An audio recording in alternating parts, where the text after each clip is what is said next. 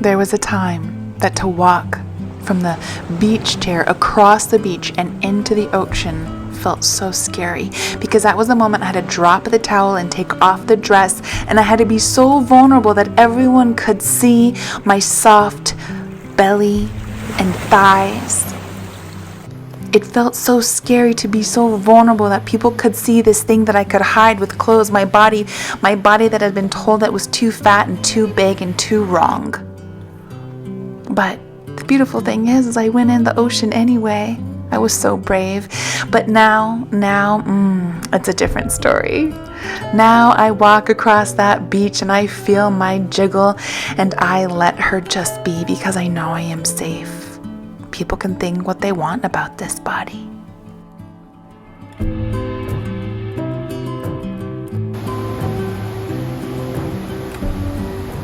I had the blessing of being able to spend the holidays in this little village that I spent my childhood. It's called Yelapa. And my mother and stepdad moved here when I was just a toddler, and I went to school. And I got to do performances like in this photo. And I also got to be a part of the escolta, which is the flag carrying team at the school. I love bringing my son here. I haven't lived here since I was 13, but I love bringing him here. Little girl me is like, come on, let's go play in the jungle. I want to show you all my favorite places from my childhood.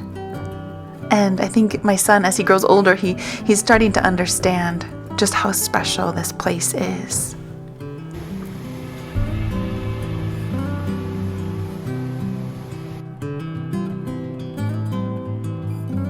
When I was a child, there was no cars, there was no electricity, everything was candlelight. Everything was so simple. The only way you could reach someone that lived in Yelapa was by mail.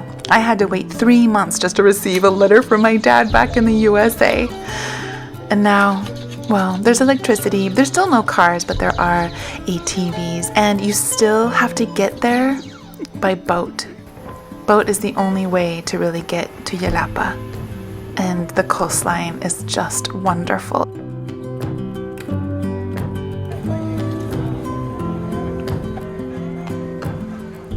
My mom and stepdad moved to Yelapa, but in the late 1990s, my mom took up and went to the city in Puerto Vallarta, and she built her own house. This was just a mound of dirt when she bought it, and brick by brick, she made her own house. My mom has never had much, and little by little, by playing musical gigs, she's a musician, and that's how she makes her money, she built this place, literally brick by brick.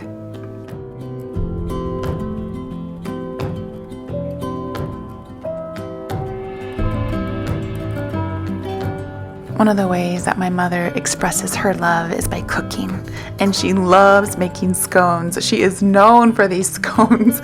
She can just whip them up in the time that you take a shower. It's just amazing, and my son has also fallen in love with Grandma's scones.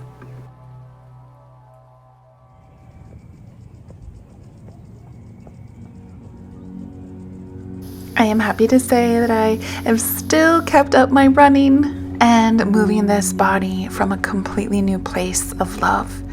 It's amazing how good it feels to go move my body when it's just to see how it makes me feel. I don't do it to punish myself, and I can't tell you what a difference that has made.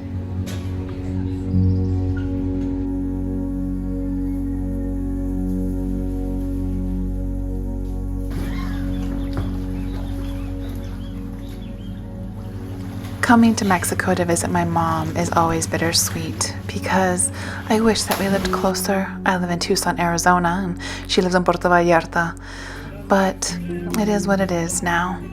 I also am so proud because my mom and I haven't always had the easiest relationship, but both of us are committed to deep self-work, and this last time was especially wonderful together. I could really notice how much spiritual work we've both done, and we can just sort of be together without all the traumas of the past.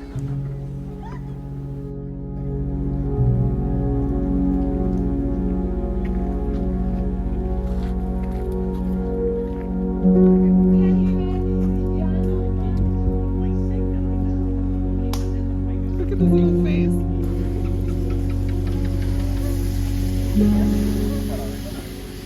It's so important to me for my son to see my mother's world, to see this beautiful Mexican world. It's so different than where we live, even though we live right on the border, and it just enriches one's experience as being human, I think. One of the harder parts about coming back to Mexico, at least it used to be, is that people comment on my body.